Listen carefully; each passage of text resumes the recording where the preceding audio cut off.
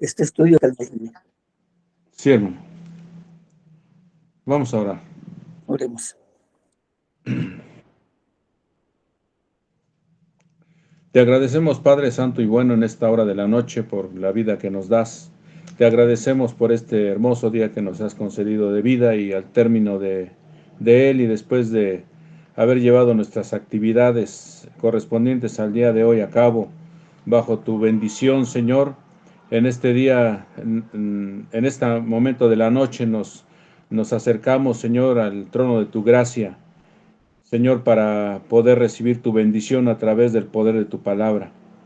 Oramos por nuestro hermano Luis Omar, Señor, que tu Santo Espíritu lo ilumine, lo guíe, y que tus palabras, Señor, fluya como río de agua viva, de tal manera que nos edifique, de tal manera que nos enseñe acerca, Señor, de este mensaje del profeta Abdías para Edom, pero, Señor, también para ver de qué manera nosotros podemos vernos retratados en esa corta profecía, pero tan llena de mensaje, Padre Santo.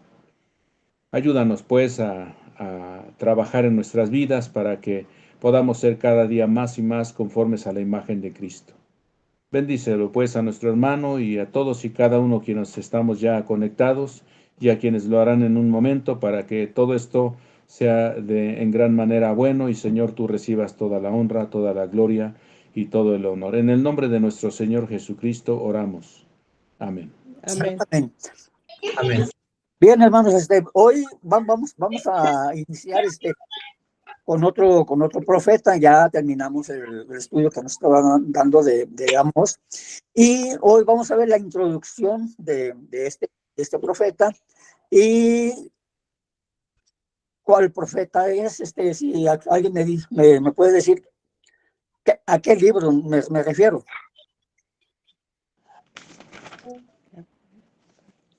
¿Qué profeta es el que vamos a ver? Abdías. Abdías. Así es, el libro de Abdías, que hermanos, aunque siendo un libro que se caracteriza por ser muy breve, tiene un gran mensaje que se aplica a su tiempo y a todos los tiempos. Pero vamos a empezar por hablar del escritor. Si alguien le dio una leidita antes, ¿puede decirnos qué significa el nombre de Abdías? Siervo de Jehová. Siervo de Jehová.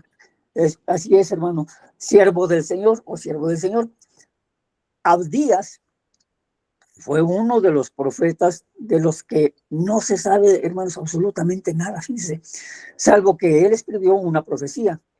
Se dice que él vivió en el siglo VI antes de Cristo y se cree que profetizó probablemente tras la caída de Jerusalén en el año 586 antes de Cristo. Los otros profetas de los que poco o nada también se sabe son Habacuc, Ageo y Malaquías. Estos profetas, hermanos, están encubiertos. Perdón, un momento.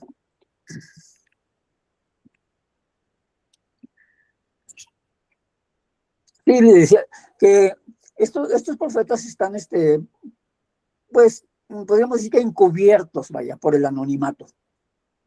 Abdías, de hecho, fue como un escritor fantasma. ¿Por qué? Porque él está allí, pero nosotros no lo conocemos.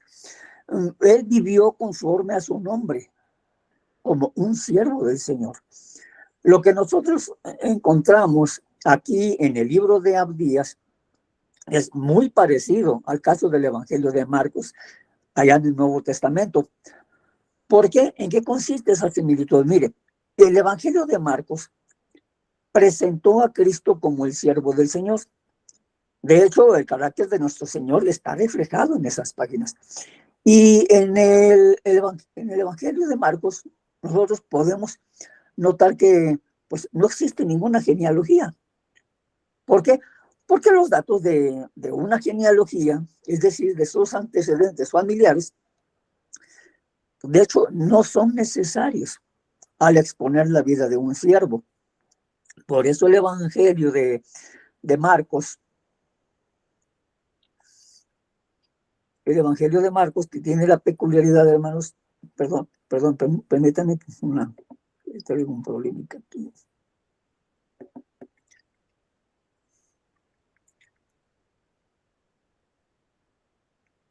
Permítanme un segundo.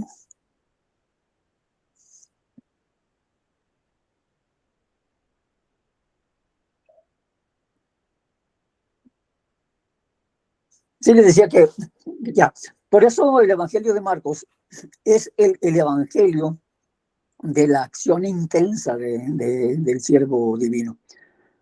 Así que Abdías pues, fue simplemente un profeta que escribió una de las profecías importantes de la Biblia. Este libro, el libro de Abdías, es un libro breve, sí, breve, pero aún así constituye una especie como de bomba nuclear de la Biblia.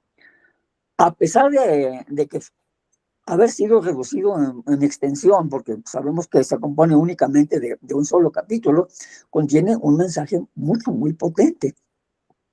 La dificultad principal que con la profecía de Abdías es situarlo en la historia del pueblo de Israel.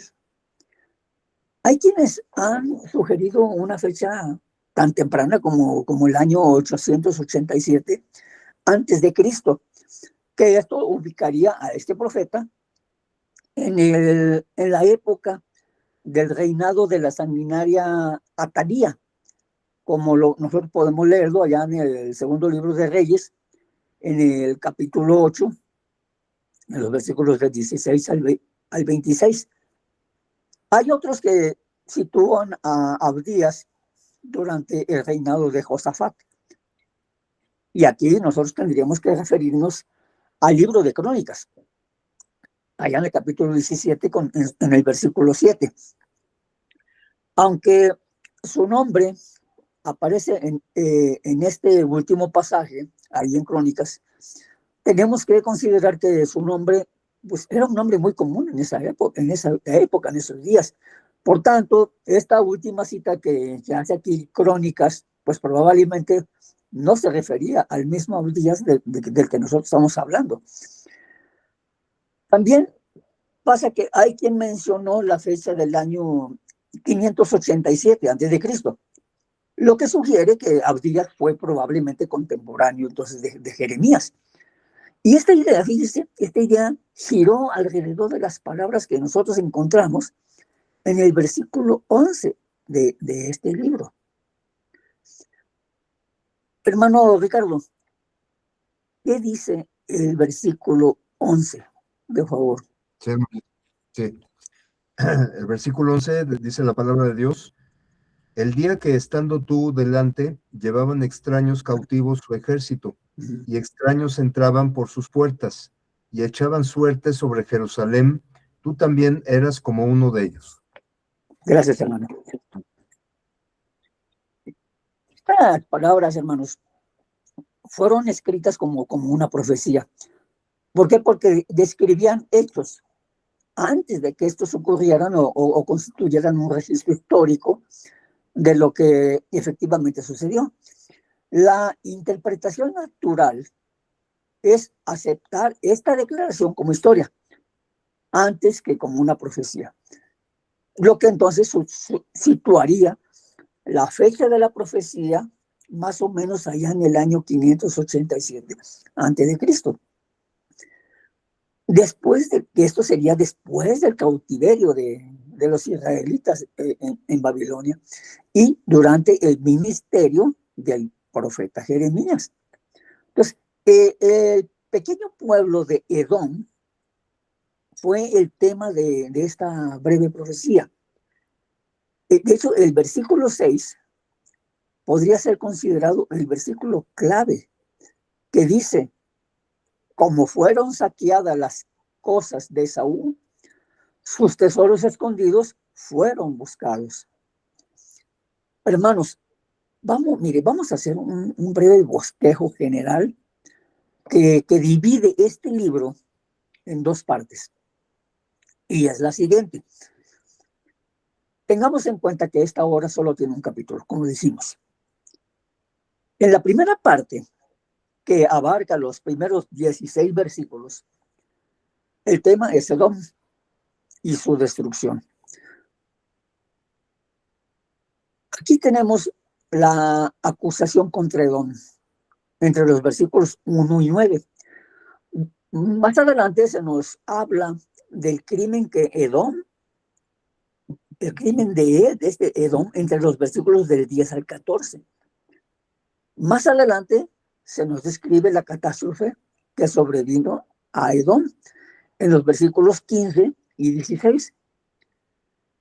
Aquí veremos una aplicación de la ley del talión, que todos conocemos cuál era esa ley del talión, era una ley de represalias que consistía en hacer sufrir al delincuente un daño igual al que él había causado. En la segunda parte, que abarca desde el versículo 17 al 21, se comenta la restauración de Israel. Y en esta parte veremos acerca de la condición de Israel en el versículo 17. Y más adelante vamos a ver que se habla sobre la conflagración de la casa de Saúl, en el versículo 18 precisamente. Y finalmente sobre la consumación de todas las cosas.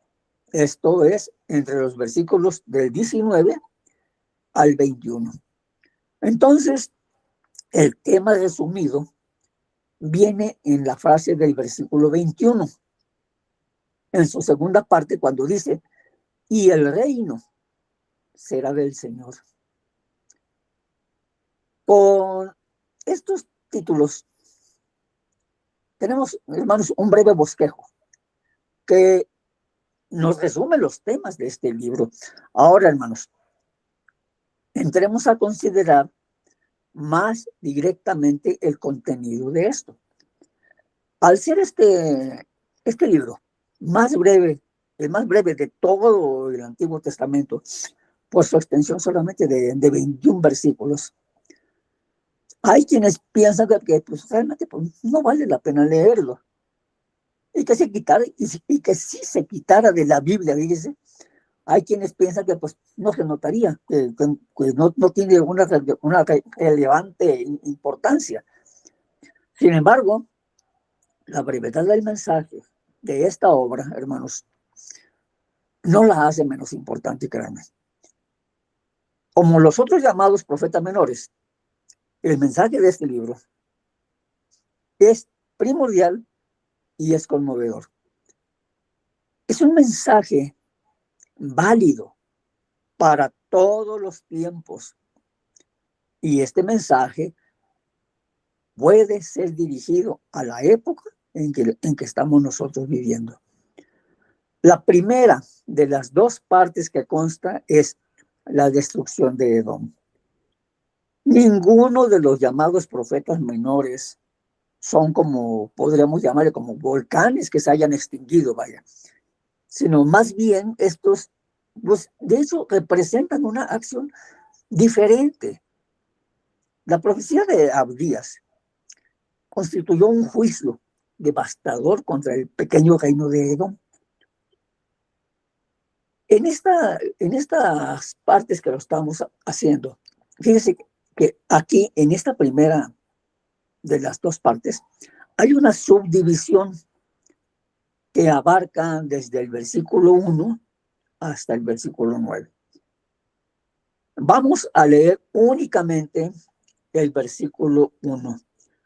Si le quiere dar lectura a mi hermanita Socorrito. Sí, mi hermano. A partir del 1, ¿verdad? ¿Hasta cuál, hermano? El puro versículo 1 nada más. Sí. Por favor. Sí, dice la palabra de Dios. Visión de Abdías. Jehová el Señor ha dicho así en cuanto a Edom. Hemos oído el pregón de Jehová, y mensajero ha sido enviado a las naciones. levantaos y levantémonos contra este pueblo en batalla. Gracias. Aquí vemos, en lo que acaba de leer nuestra hermana Socorrito, lo que el profeta nos dijo inmediatamente y yendo directamente al tema, que esta fue una visión que le fue dada por Dios, pero por Dios mismo. Ahora, como dijimos al principio, Abdías fue uno de los profetas menores y de que pues, no se sabe absolutamente nada. La primera frase del primer versículo, fíjese cómo dice, el Señor ha dicho en cuanto a Edom. De hecho, el nombre Edom fue la clave de este breve libro. Y entonces nosotros tenemos que ir hasta Génesis para poder determinar la identidad de Edom. Allá en Génesis, en el capítulo 36, en el versículo 1, está ahí, hermanita Rubí. Hermana Rubí. Sí. Sí, vamos a dar lectura al capítulo 36, el puro versículo 1 nada más. ¿Cuál, perdón? El versículo 1 del capítulo 36 de Génesis. Sí.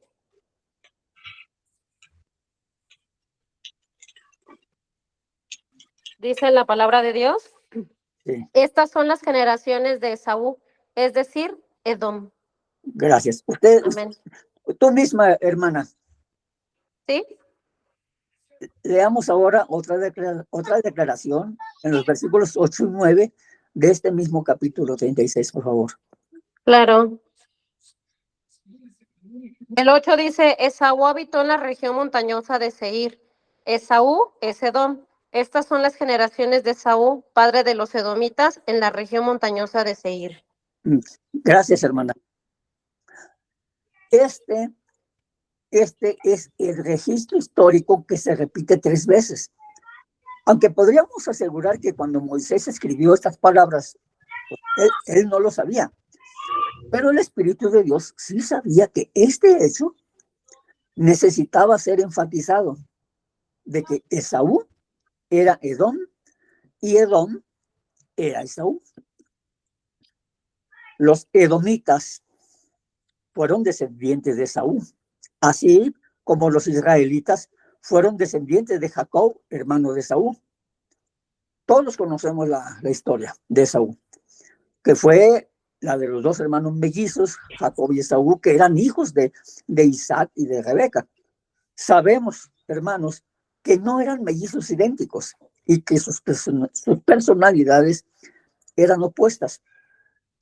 Y esa historia está registrada allá en Génesis, en el capítulo 25, del 19 al 26. Hermano Vicente, ¿me puede apoyar dándole lectura? Es Génesis 25, versículos del 19 al 26.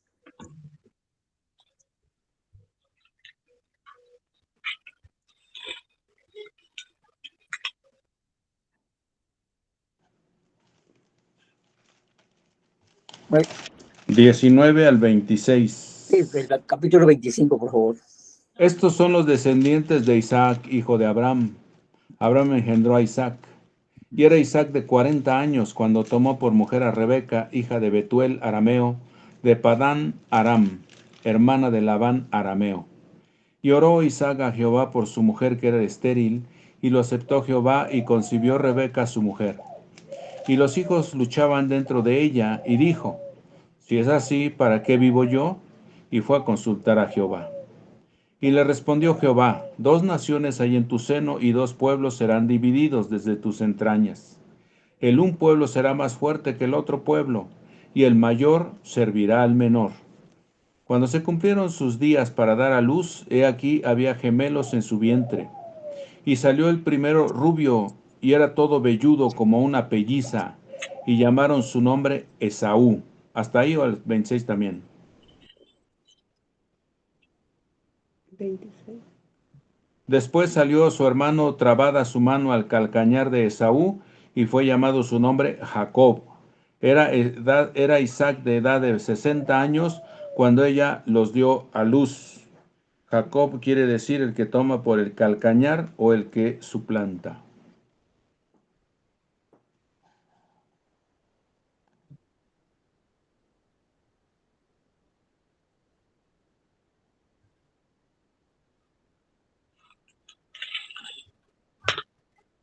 No se oye, papi. Perdón, hermanos, una disculpa. Ahí, hermanos, en este capítulo 25 tenemos la ilustración de una gran verdad para los creyentes de todos los tiempos. Dice, un cristiano, un creyente, tiene dos naturalezas. Estas son dos naturalezas en sí mismo. Y estas siempre están luchando la una con la otra, como luchaban desde el vientre los mellizos antes de nacer. Pablo enseñó ese conflicto allá en Gálatas 5, en el versículo 17, cuando escribió de esta manera. ¿Cómo dice mi hermano Ricardo? Gálatas 5, versículo 17. Gálatas 5, 17. Un momentito, hermano. Sí. Gálatas 5, 17. Aquí está Gálatas 5, 5, 17. Dice la palabra de Dios, porque el deseo de la carne es contra el espíritu. ¿Ese, hermano? Sí, ¿verdad? Sí, está bien. Okay, porque el deseo de la carne es contra el espíritu y el del espíritu es contra la carne, y estos se oponen entre sí para que no hagáis lo que quisierais. Gracias, hermano. Estas son las dos naturalezas del cristiano, hermanos. La nueva naturaleza y la vieja naturaleza. Ellas se oponen entre sí. Esaú representaba a la naturaleza carnal, la vieja naturaleza, mientras que Jacob ilustraba a la nueva naturaleza, a la naturaleza del espíritu. Entonces, habiendo visto a Esaú en el primer libro del Antiguo Testamento, veamos ahora el último libro del Antiguo Testamento. Hermana Sophie, ¿usted me puede decir qué libro es el último libro del Antiguo Testamento? Malaquías. Es correcto, mi hermana, sí es cierto. Gracias, muy amable. Así es, hermana.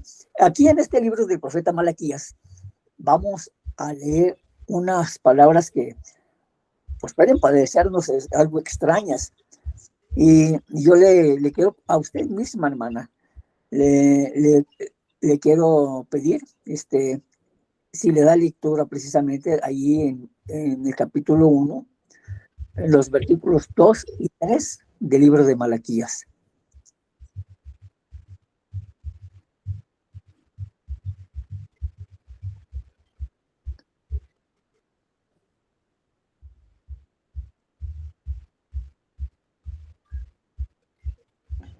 ¿Uno? Capítulo 1, versículos 2 y 3.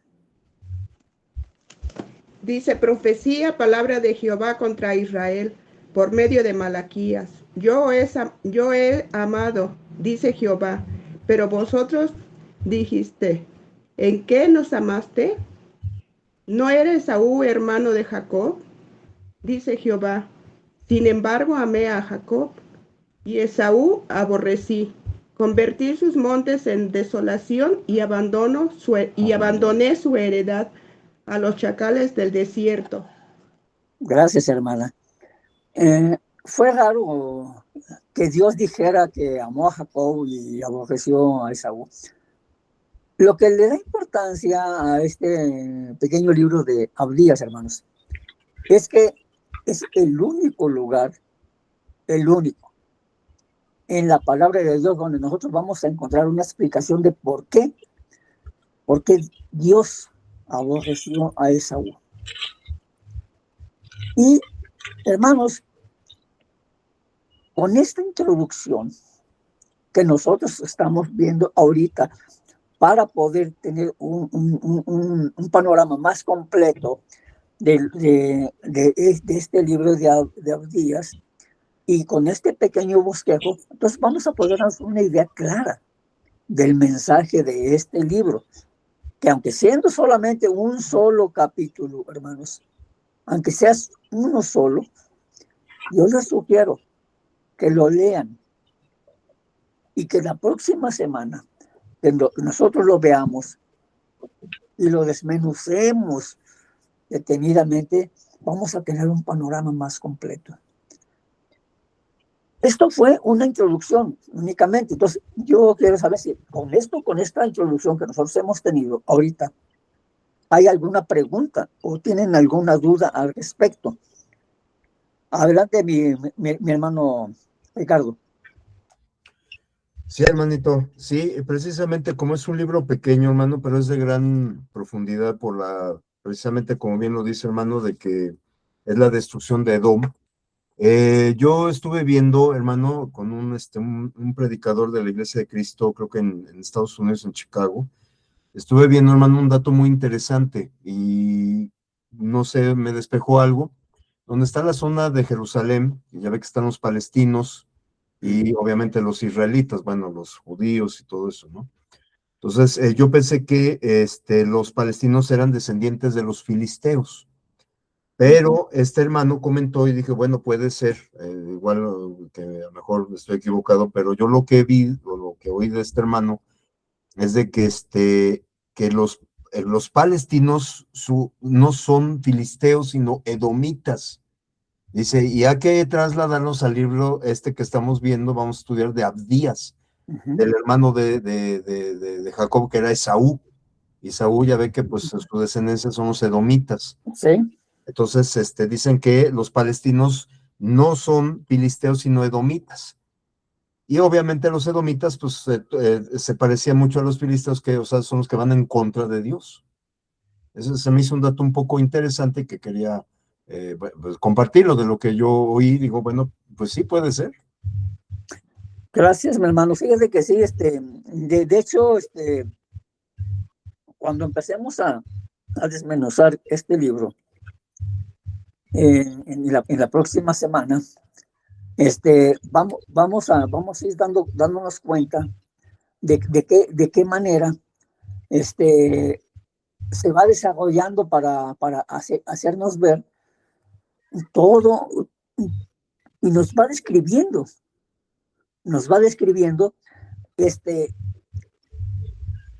en qué tiempo, quién, cómo, por qué, cuándo, de qué manera. Entonces, aunque yo me quedé sorprendido ahora que lo he estado estudiando, que a pesar de ser nomás una sola hojita, un solo capítulo y poquitos versículos, hermano, tiene una extensión en cuanto a historia, en cuanto a profundidad, está más interesante de lo que yo alguna vez pensé. Y créanme que yo siempre, pues, no sé, generalmente no le daba tanta importancia hasta ahora que Dios nos va poniendo en el camino de los estudios precisamente para que nosotros vayamos conociendo más y más aquellos libros que no le damos la importancia porque nos parece que no son tan relevantes.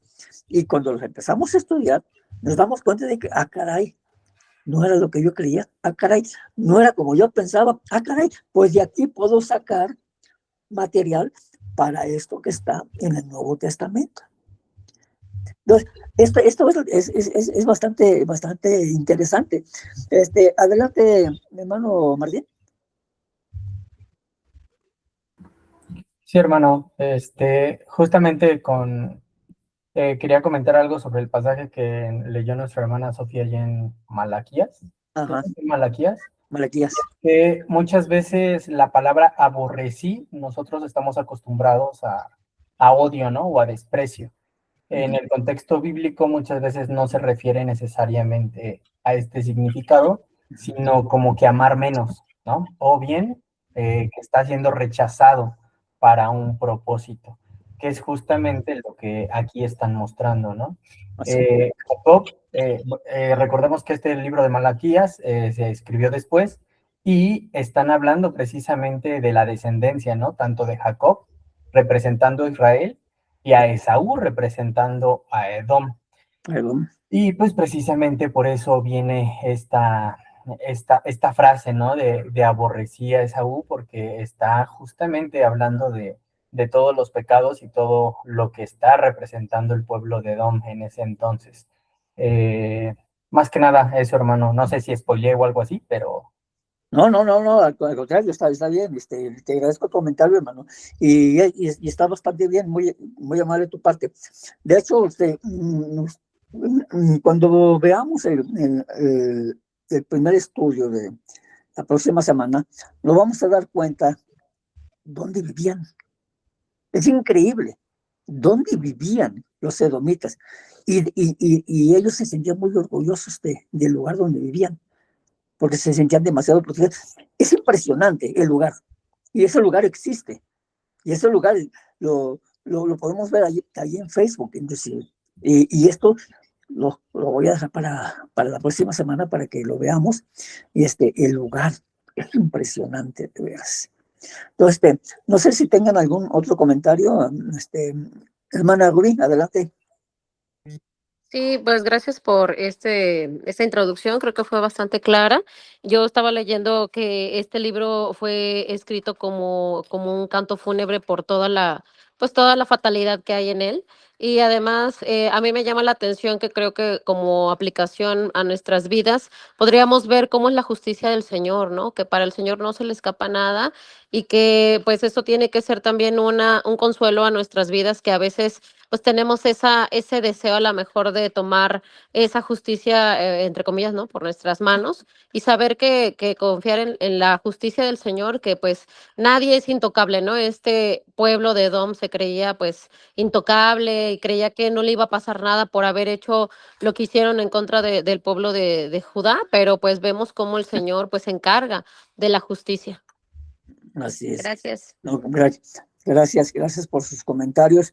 La idea era que no fuera algo tan extenso, sino que fuera algo breve, pero que pudiéramos nosotros entender, tener una visión antes de poder entrar en materia la próxima semana. Pues ya sabemos de lo que vamos a hablar, ya sabemos lo que vamos a tratar, pero ya tenemos la idea y de qué manera se divide. Entonces, la forma de como lo estamos dividiendo, tengan presente este tipo de división, porque lo vamos a hacer énfasis también en la próxima semana. Entonces, si hay algún otro comentario o alguna duda al respecto, algo no quedó muy claro, no sé.